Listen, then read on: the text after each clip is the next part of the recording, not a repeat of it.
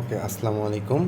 আজকে আমরা এসেছি চতুর্থ সেমিস্টারের ডিসি মেশিন বইয়ের সেল ও ব্যাটারি যে অধ্যায়টি রয়েছে সেই অধ্যায়ের প্রথম ম্যাথ নিয়ে। তো প্রথম ম্যাথে কি বলেছে আমরা একটু দেখে নিই। প্রথম ম্যাথে বলেছে 40 ওহম রোধের মধ্য দিয়ে বা 40 ওহম রেজিস্ট্যান্সের মধ্য দিয়ে 1.5 অ্যাম্পিয়ার কারেন্ট প্রবাহিত করতে হলে কতগুলো সেল প্রয়োজন যদি প্রতি সেলের ইএমএফ 1.5 এবং অভ্যন্তরীণ রেজিস্ট্যান্স 0.2 ওহম হয়। ওকে, এখন আমরা সার্কিটটা অঙ্কন করার কিছুটা ট্রাই করি। সার্কিটটা কেমন দাঁড়াবে? 40 ওহম একটি রেজিস্ট্যান্স, এই যে 40 ওহম একটি রেজিস্ট্যান্স, কত ওহম? 40 ওহম। ওকে, 40 ওহম একটি রেজিস্ট্যান্স, এর মধ্য দিয়ে কত অ্যাম্পিয়ার কারেন্ট যাচ্ছে? 1.5 অ্যাম্পিয়ার কারেন্ট যাচ্ছে। ওকে, কারেন্ট যাচ্ছে। এখন বলছে যদি সেলের এই যে এখানে যে আমরা সেল ব্যাটারিগুলো ইউজ করছি, এই ব্যাটারিগুলো যে ইউজ করছি, এই ব্যাটারিগুলোর রেজিস্ট্যান্স টোটাল ভোল্টেজ বা ইএমএফ কত? 1.5 ভোল্ট। অর্থাৎ প্রতিটার জন্য এই যে 1.5 এবং 1.5 প্রতিটার জন্য যদি 1.5 করে হয়, এবং এর যে রেজিস্ট্যান্সটা আছে, এই যে ছোট্ট করে একটা রেজিস্ট্যান্স দিলাম, এই রেজিস্ট্যান্সের আমার কত? 0.2 যদি হয়, তাহলে কতগুলো আমার ব্যাটারির দরকার আছে এই এই এর ভিতর দিয়ে 1.5 অ্যাম্পিয়ার কারেন্ট প্রবাহিত করতে, আর এই 40 ওহমের রেজিস্ট্যান্স যে লোডটা আছে এই লোডটাকে চালানোর জন্য আমার কতগুলো ব্যাটারি প্রয়োজন, এটা এখন ক্যালকুলেশন করে বের করতে হবে। ওকে, আচ্ছা, আমরা গত ক্লাসে আমি এম এবং আর নিয়ে গুলাই ফেলছিলাম। ঠিক আছে শিক্ষার্থী বন্ধুরা, যেটা এখন ক্লিয়ার করি সেটা হচ্ছে আমরা কালকে করছিলাম প্যারালাল সম্পর্কে। ওকে, প্যারালালের ক্ষেত্রে কখনোই ভোল্টেজ যোগ হয় না। ওকে, প্যারালালের ক্ষেত্রে ভোল্টেজ যোগ হয় না, কারেন্টটা যোগ হয়। ঠিক আছে, এটা কিন্তু আমি প্রথমে বলছিলাম, শেষে গিয়ে গুলে ফেলছিলাম। ভোল্টেজ কখনোই যোগ হয় না, কারেন্টটা যোগ হয়। তার মানে আমার ভোল্টেজ কি থাকবে? কনস্ট্যান্ট থাকবে। যার কারণেই আমি কালকে যে ব্যবহার করছিলাম সেটা আপনাদেরকে দেখাই। এই যে এখানে আমি পরবর্তী কেটে দিচ্ছিলাম, এই যে এই এমটা আছে, আমার তো প্যারালালে তো ভোল্টেজ আমার সমান, তাহলে আমার এমটা আসার কোনো প্রসঙ্গই আসতেছে না। ওকে, প্যারালালে এই যে এটা আমি বুঝাচ্ছিলাম, এটা সিরিজের ক্ষেত্রে হবে। ওকে, প্যারালালের ক্ষেত্রে আমার কী দাঁড়ায়? ভোল্টেজটা এই যে প্যারালালের ক্ষেত্রে আমার কী দাঁড়াবে? প্যারালালে আমার ভোল্টেজ সমান থাকবে। ওকে, এই যে এখানকার এখানকার সমান থাকবে, টোটাল ইটা সমান। এখন কিন্তু কারেন্টটা আমার যোগ হয়ে যাবে, যে কারেন্টটা আছে এটা কারেন্টটা হবে কত? I1 I2 plus I3। ওকে, এইটাই আমি কালকে গুলে ফেলছিলাম একটু।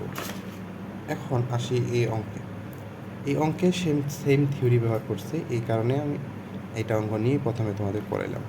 এখন দেখো সিরিজের ক্ষেত্রে কী যোগ হয়? আমার ভোল্টেজটা যোগ হয় কিন্তু কারেন্টটা আমার সমান থাকে। অর্থাৎ এখানে বোঝা যাচ্ছে যে এই সার্কিটের মধ্য দিয়ে আমার যে কারেন্টটা প্রবাহিত হচ্ছে সেটা হচ্ছে 1.5। তাহলে আইটি টোটাল আই কত হচ্ছে? 1.5 অ্যাম্পিয়ার। তাহলে আইটি পেলাম।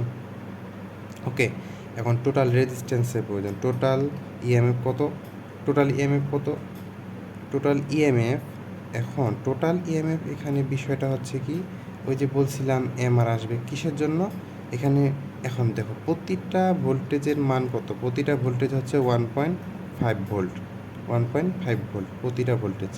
কয়টা ব্যাটারি আছে জানি না, সেটা হচ্ছে এন সংখ্যক। ওকে, এই এনটাই তোমাদের বের করতে বলছে কতগুলো ব্যাটারি লাগবে। অর্থাৎ একটা ব্যাটারির মান যদি 1.5 হয়, তাহলে আমার কতগুলো ব্যাটারি লাগবে এই 1.5 অ্যাম্পিয়ার এই সার্কিটের মধ্য দিয়ে প্রবাহিত করতে। বুঝছো বিষয়টা? অর্থাৎ এই যে আমার এই যে একটা বাতি, 40 ওহমের একটা বাতি বা একটা রেজিস্ট্যান্সে রয়েছে, এই বাতিটা বা রেজিস্ট্যান্সটাকে জ্বালানোর জন্য বা কার্যকর করার জন্য 1.5 অ্যাম্পিয়ার কারেন্ট প্রয়োজন। এখন এই 1.5 অ্যাম্পিয়ার কারেন্ট প্রবাহিত করতে আমার এই সার্কিটে কতগুলো সেল লাগবে, কিন্তু সেলগুলোর ব্যাটারির মান হচ্ছে 1.5, এর বেশি তুমি দিতে পারবে না। তাহলে কি হচ্ছে বোঝা যাচ্ছে 1.5 ইএমএফ আমার ধাপে ধাপে ধাপে ধাপে যদি সিরিজে বসাই তাহলে আমার যোগ করে আমি এটাকে মান বের করে নিতে পারবো, 1.5 অ্যাম্পিয়ার কারেন্ট প্রবাহিত করতে পারবো যোগ করে করে। কারণ 1.5 ভোল্ট দিয়ে তো আমার সম্ভবই নাই সার্কিট দিয়ে প্রবাহিত করতে। আবার একটা কথা বলছে, এই যে ব্যাটারিগুলো আছে এই ব্যাটারিগুলোর আবার অভ্যন্তরীণ রেজিস্ট্যান্স আছে যেগুলো 0.2 ওহম করে। অর্থাৎ যদি আমি একটা ব্যাটারি বসাই তাহলে ওই ব্যাটারি থেকে 1.5 অ্যাম্পিয়ার ভোল্টেজ বের হওয়ার আগেই ওখানে আমার ক্ষয় হয়ে যাবে 0.2 ওহমের ভোল্টেজ। 0.2 ওহমের ভোল্টেজ আমার ক্ষয় হয়ে যাবে 1.5-এর থেকে বাদ দিয়ে। তাহলে আমার টোটাল সার্কিট দাঁড়াচ্ছে কত? তাহলে ইএমএফ পেলাম, টোটাল ইএমএফ পেলাম 1.5 ইন্টু এন। ওকে, এখন টোটাল কারেন্ট পাইছি, টোটাল ভোল্টেজ ইএমএফ পেয়েছি, তো টোটাল রেজিস্ট্যান্স লাগবে না? টোটাল রেজিস্ট্যান্স, এখন টোটাল রেজিস্ট্যান্স কত? এখন এই সার্কিট তো সিরিজ। ওকে, টোটাল রেজিস্ট্যান্স কত? টোটাল রেজিস্ট্যান্স তাহলে এখানে তো সিরিজ সার্কিটের রেজিস্ট্যান্স যোগ হয়ে যায়। তাহলে মোট একটা রেজিস্ট্যান্স, লোডের রেজিস্ট্যান্সটা আগে বসিয়ে নিই, লোডের রেজিস্ট্যান্স এত ওহম। এখন লোডের রেজিস্ট্যান্সের সঙ্গে যোগ হবে কি, আমার ব্যাটারিতে যে রেজিস্ট্যান্সটা আছে, যে এটুকু অংশে যে রেজিস্ট্যান্সটা আছে এটা রেজিস্ট্যান্স যোগ হয়ে যাবে। এটা রেজিস্ট্যান্স হচ্ছে কত দেওয়া আছে? 0.2। এখন কয়টা ব্যাটারির জন্য দেওয়া আছে সেটা কি বলা আছে? সেটা তো আমাদের বের করতে হবে। তাহলে কয়টা ব্যাটারির জন্য জানি না, সেটা হচ্ছে এন সংখ্যক। ঠিক আছে, এন সংখ্যক 1.5 অ্যাম্পিয়ার কারেন্ট প্রবাহিত করতে আমাদের এই রেজিস্ট্যান্সের মধ্য দিয়ে 1.5 অ্যাম্পিয়ার কারেন্ট প্রবাহিত করব। আমার হাতে আছে 1.5 ভোল্ট ব্যাটারি, যার আবার রেজিস্ট্যান্স হচ্ছে 0.2। ওকে, তাহলে এটা আমরা টোটাল কারেন্ট পেয়েছি, টোটাল ভোল্টেজ পেয়েছি, টোটাল রেজিস্ট্যান্স পেয়েছি। তাহলে আমরা এই তিনটে ইকুয়েশন থেকে একটা ইকুয়েশন বের করতে পারি না?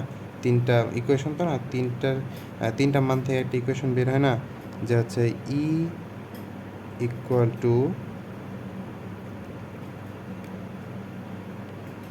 আই আর। তাহলে ইটি ইকুয়াল টু আই আর। ওকে, তাহলে ইএমএফের মান কত? 1.5 ইন্টু এন ইকুয়াল টু আইটির মান কত? 1.5 অ্যাম্পিয়ার। ওকে, ইন্টু আরটি কত? 40 প্লাস 0.2 ইস টু এন। ওকে, তাহলে আমাদের এখান থেকে এন এর মানটা বের করে নেই।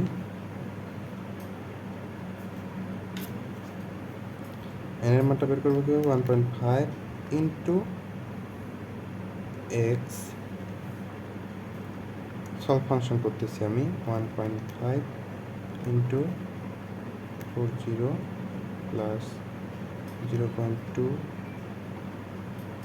ইস two x bracket close shift solve কত আসলো? 50।